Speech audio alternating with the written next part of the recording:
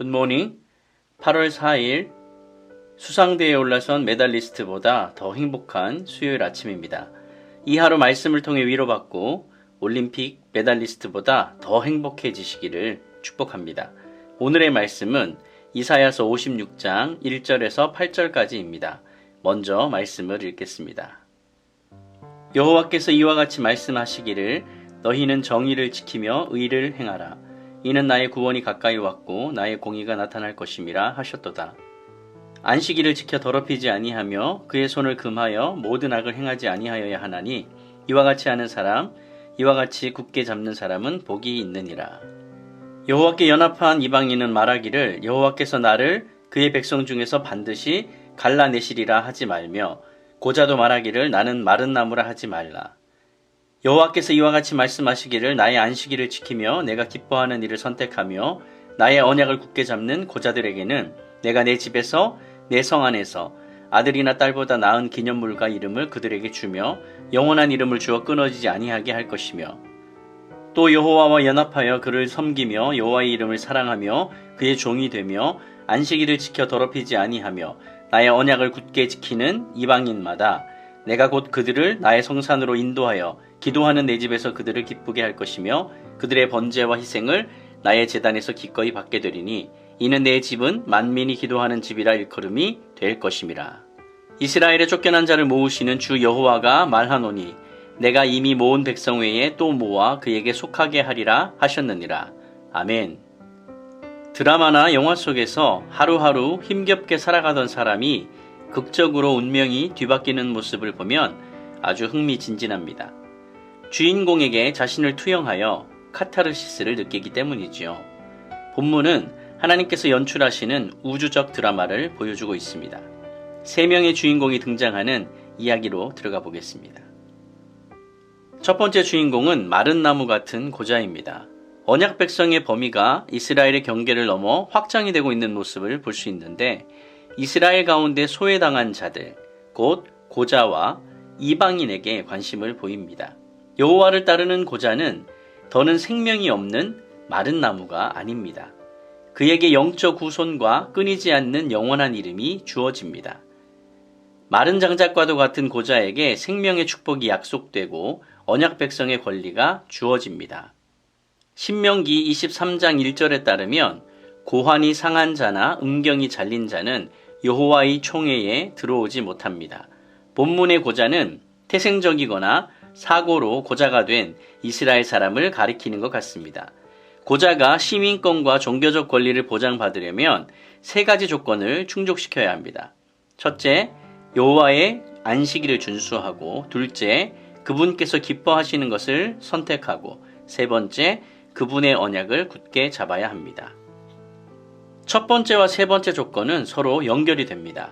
안식일 준수는 언약 공동체에 속했음을 외적으로 드러내는 일종의 고백적 행위에 속합니다. 두 번째 조건에서 여호와께서 좋아하시는 일은 정의와 의를 실천하는 것을 가리키는 것 같습니다. 이사야와 같은 시기에 활동했던 미가 선지자도 하나님께서 기뻐하시는 것을 정의와 인자와 겸손이라고 미가서 6장 8절을 통해 말씀하고 있습니다. 여호와께서는 당신께 속한 고자에게 내 집에서 내 성 안에서 아들이나 딸보다 나은 기념물과 이름을 주겠다고 약속하십니다.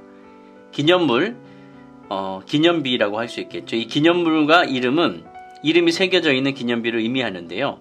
고자는 후손이 없기에 그 이름이 끊어질 수밖에 없지만 여호와께서 이름을 기념비에 새겨서 영원히 잊혀지지 않도록 해주십니다.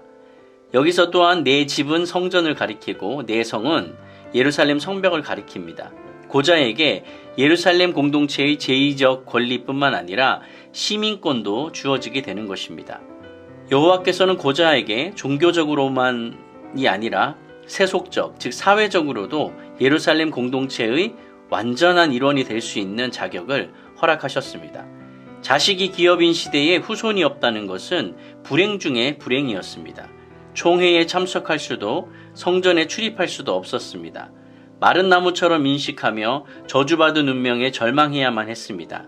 하지만 하나님께서는 공의로운 구원으로 운명을 바꾸어 주십니다. 말씀에 충실할 때 마른 나무와 같은 내 삶도 바꿀 수 있습니다. 하나님께서 그 이름을 기억하여 주실 것이며 온전한 이스라엘의 공동체의 일원이 되도록 하여 주십니다. 두 번째 주인공은 배척받던 이방인입니다. 이전에는 여호와를 따를지라도 이스라엘 사람들과 구별되어서 그 권리가 굉장히 제한적이었지만 이제는 그러한 모든 차이가 없어지게 됩니다. 이방인이라는 이유로 여호와의 공동체에서 불이익을 당하거나 쫓겨나는 일은 없어집니다. 6에서 7절까지 말씀을 통해 이방인들에게 주는 약속과 6가지의 조건이 선포되는데요. 마지막에 2개의 조건은 고자의 경우처럼 안식일과 언약을 준수할 것에 대한 것이고 처음에 4가지의 조건은 지켜야 되는 규정이라기보다는 공동체 구성원의 프로필에 해당되는 그런 이야기입니다. 여호와와 연합하여라는 말은 여호와 하나님께 속해서 하나님을 경외하는 것을 의미하고 그를 섬기며라는 것은 예루살렘 성전에서 하나님께 제사를 드리는 것을 의미를 합니다. 또한 여호와의 이름을 사랑하며라는 것은 다른 신들을 버리고 여호와의 이름을 부르는 것을 의미하고 그의 종이 되며라는 말은 종이 주인을 따르듯이 그분을 따르는 것을 각각 의미합니다. 이렇게 언약 백성의 일원이 된 이방인에게 제의와 관련된 약속이 주어지는데요. 이방인이 인도함을 받는 거룩한 산은 예루살렘 성전이 자리한 시온산을 가리킵니다. 한때 우상들의 제단에서 제사를 드렸던 이방인들이 시온산에 있는 여호와의 제단에서 하나님께 제사를 드리게 되는 거죠. 이들은 성전에서 여호와께 예배를 드리고 구원의 기쁨을 맛보게 됩니다. 여호와께서 이들이 예루살렘 성전에서 드리는 번제물과 희생제물을 기쁘게 받으실 것입니다. 더 나아가 예루살렘 성전은 만민이 기도하는 집이 됩니다. 마가복음 11장에서 예수님께서 성전을 정화하시며 이 구절을 인용하시기도 하십니다. 성전이 기도의 집이 되면서 그 역할과 기능이 크게 변하게 됩니다. 성전은 원래는 제사를 드리는 곳이었습니다. 그리고 기도는 부차적인 것이었는데 이제 제사를 드리는 곳이었기 때문에 제사장의 역할이 굉장히 중요했고 제의에 참여하는 자들의 역할은 별로 없었습니다. 그런데 여호와 신앙 공동체가 이방인들에게 개방이 되면서 예루살렘 성전도 이방인에게 문호를 개방하게 됩니다. 여호와께 속한 자는 누구나 성전을 찾아가서 기도할 수 있게 되는 것이죠. 저희 교회도 코로나 상황 속에 주중에 교회에 방문하여서 기도하시도록 권면을 해드리고 있습니다. 여러분, 하나님의 집은 만민이 기도하는 집입니다. 여러분, 가정에서 기도하실 수도 있으시지만 오실 수 있는 어떤 여건과 상황이 되신다면 그 기도의 제목을 가지고 여러분 주의 성전으로 나오셔서 함께 기도하시는 것을 부탁을 드립니다. 멸시받던 이방인은 언약과 은혜로부터 소외되어 있었습니다. 백성으로서 어떤 책임과 권한도 가질 수 없었습니다. 하지만 이제 하나님은 이들도 거룩한 산으로 인도하시며 하나님의 집으로 영접하겠다고 약속을 하십니다.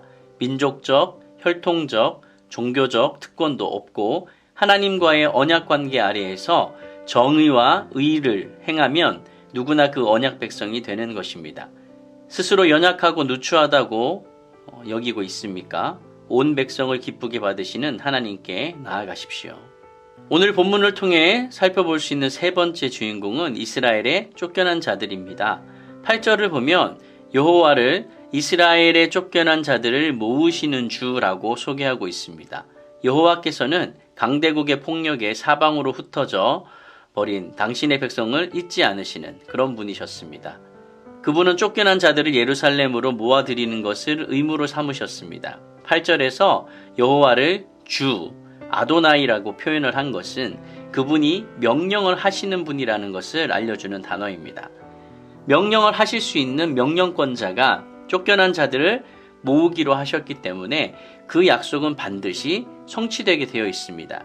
그분은 이미 예루살렘으로 모아들인 자들 외에 다시 더 모아들일 것을 약속하십니다.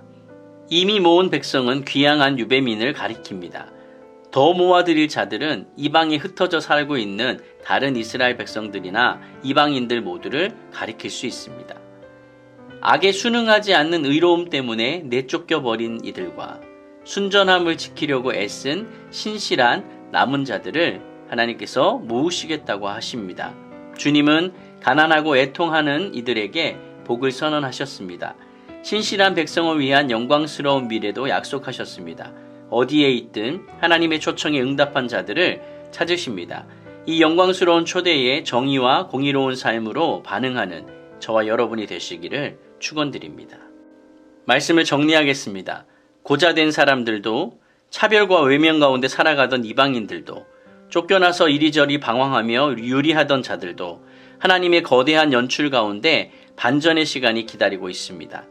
하나님은 구원 역사의 대하 드라마를 연출하시는 분이십니다. 허구가 아닌 실제이며 우리의 운명이 걸린 중차대한 일입니다. 여러분의 삶이 마치 드라마 주인공이 겪는 시련처럼 느껴지십니까? 지금 펼쳐지고 있는 일들이 놀라운 반전을 앞둔 마지막 고난이라고 생각이 되십니까? 주님께서는 이 위대한 하나님 나라 이야기를 엮어가는 주인공으로 저와 여러분을 부르셨습니다. 주님께서 연출하시는 이 드라마에 좋은 배우로 출연해보지 않으시겠습니까? 우리의 삶을 통해 역사하시는 주님을 드러내고 나타내는 이 하루가 되시기를 예수님의 이름으로 간절히 축원드립니다. 아멘.